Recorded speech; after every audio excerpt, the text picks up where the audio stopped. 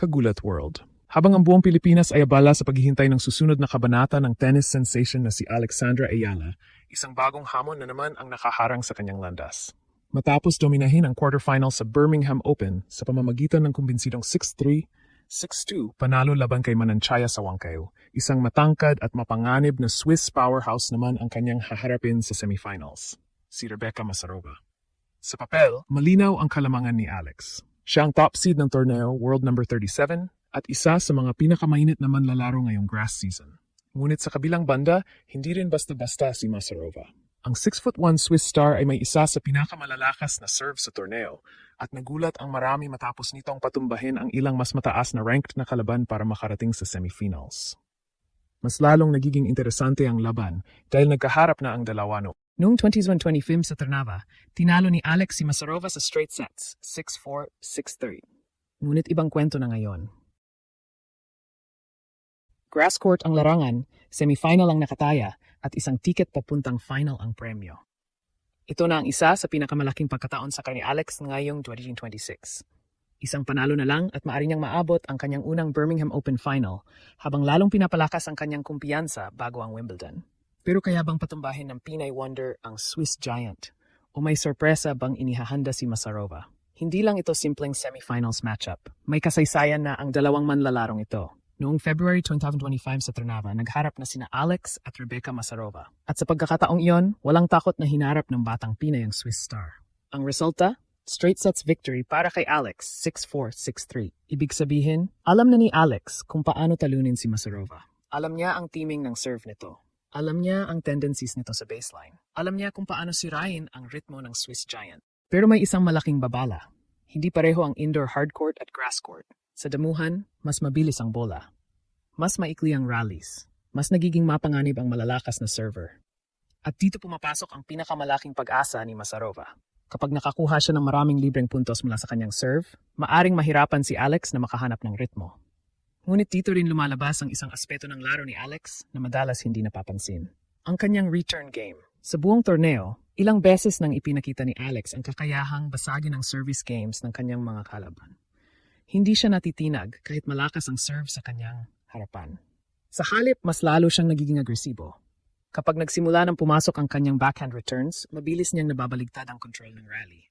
At kapag napilitang makipagpalitan ng baseline shot si Masarova, doon nagsisimula ang problema para sa Swiss player. Dahil sa aspetong iyon, mas kumpleto ang arsenal ni Alex. Mas mahusay siyang gumalaw, mas consistent siyang tumama, mas bihasa siyang gumawa ng adjustments habang tumatakbo ang laban. Ngunit hindi lamang talento ang dahilan kung bakit napakaraming eksperto ang nagtitiwala sa kanya ngayon. Mentality. Ito marahil ang pinakamalaking pagbabago sa laro ni Alex nitong 2026. Hindi na siya yung batang prospect na naghahanap pa ng kumpiyansa laban sa mas matatandang kalaban. Ngayon, siya na mismo ang kinatatakutan. Kapag nahuhuli sa score, hindi siya nagpapanik. Kapag lumalakas ang kalaban, hindi siya bumibigay. Kapag dikitan ng laban, lalo siyang nagiging mapanganib.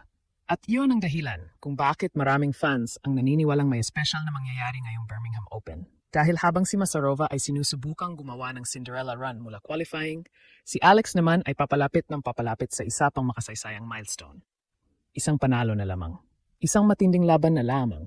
At maaring makng buong mundo ang isang Filipina star na muling sumisikat sa isa sa pinakamahalagang bahagi ng grass season. Ngunit sapat ba ang ranking, momentum, at nakaraang panalo upang muling pabagsakin ang Swiss Giant?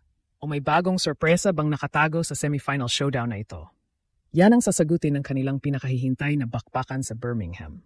Habang papalapit ang semifinal showdown, isang tanong ang umiikot ngayon, hindi lamang sa Birmingham, kundi maging sa tennis community ng Europa. Handa na ba si Alex para sa susunod na malaking hakbang? Sa totoo lang, lahat ng senyales ay nagsasabing oo.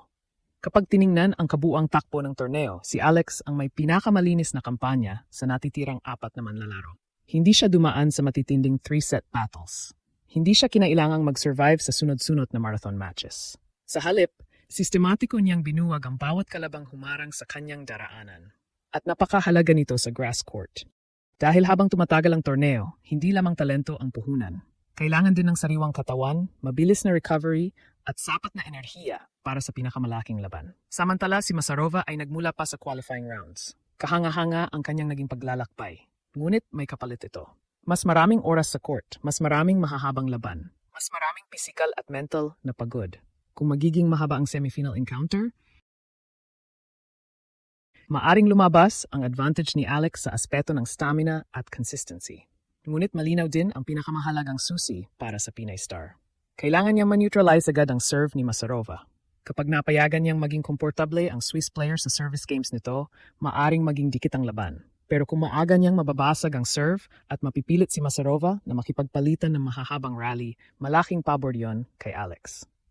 Doon kasi lumalabas ang kanyang pinakamalakas na sandata. Court coverage, shot selection, at ang kakayahang mag-adjust sa gitna ng laban. Ito rin ang dahilan kung bakit maraming observers ang naniniwalang mas kontrolado ni Alex ang direksyon ng matchup na ito. Hindi niya kailangang maglaro ng perpektong tennis. Kailangan lang niyang ipatupad ang kanyang sistema. At kapag nangyari iyon, mahihirapan ang Swiss star na makahabol. Ngunit higit pa sa isang final berth ang nakataya rito. Ang Birmingham Open ay nagsisilbing isa sa mga huling paghahanda bago ang Wimbledon. At bawat panalo ni Alex sa grass season ay nagpapadala ng malinaw na mensahe sa buong tennis world. Hindi na siya basta racing star. Hindi na siya simpleng prospect mula Asia. Isa na siyang tunay na banta laban sa mga pinakamahusay na manlalaro sa planeta. Kaya ngayong Sabado, habang libu-libong Pilipino ang nakatutok sa kanilang mga telepono, telebisyon at live streams, isang buong bansa ang muling mangangarap kasama si Alex. Dahil bawat puntos na kanyang pinapanalunan ay hindi lamang para sa kanyang sarili. Ito ay para sa bandilang kanyang dala. Para sa mga batang nangangarap maging susunod na tennis star. At para sa isang bansang matagal nang naghihintay ng isang atleta na kayang sumabay sa pinakamalalaking pangalan sa mundo. Kaya kung magpapatuloy ang kanyang ipinapakitang laro, kung mananatiling kalmado ang kanyang isip, at kung muling lalabas ang tinatawag ng fans na Ayala Magic, maaring hindi lamang Birmingham ang kanyang masindak. Maaring pati Wimbledon ay magsimulang mapatingin. At kapag nangyari iyon, hindi lang Switzerland ang manginginig. Maaring buong tennis world na. Sa puntong ito ng torneo, malinaw na hindi na aksidente ang tagumpay ni Alex. Mula sa pagiging isang batang pangako ng Philippine tennis, isa na siyang tunay na contender na kayang makipagsabayan sa pinakamahuhusay sa mundo. Ang semifinals laban kay Rebecca Masarova ay isa na namang pagkataon upang patunayan na ang kanyang pag-angat ay totoo at nararapat. Ngunit alam nating hindi magiging madali ang laban. Isang malakas na server at mapanganib na Swiss giant ang kanyang haharapin. Kailangan ni Alex ng disiplina, tiyaga at katagan sa bawat punto. Kapag nagawa niyang kontrolin ang tempo ng laban at mailabas ang kanyang pinakamahusay na tennis, isang tiket patungo sa Birmingham Open Final ang naghihintay. Kaya mga kababayan, ihanda na ang inyong suporta. Dahil sa bawat palo ni Alex, dala niya ang pangarap ng buong Pilipinas. At sa pagtapos ng laban na ito, muli nating masaksihan ang isang makasaysayang tagumpay ng Pinay sensation sa world stage.